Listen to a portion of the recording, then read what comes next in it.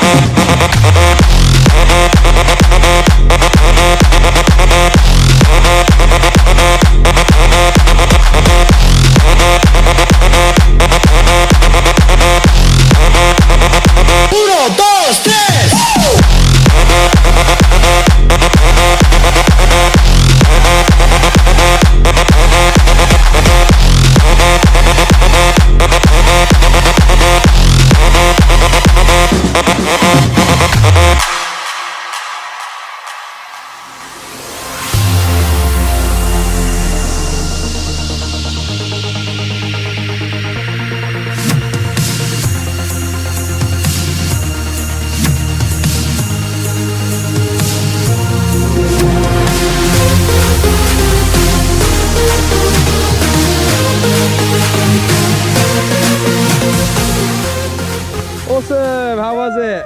Nice. Yeah? Amazing. Good job. All right, well, thank you for coming to Skydive Dubai. See you next time.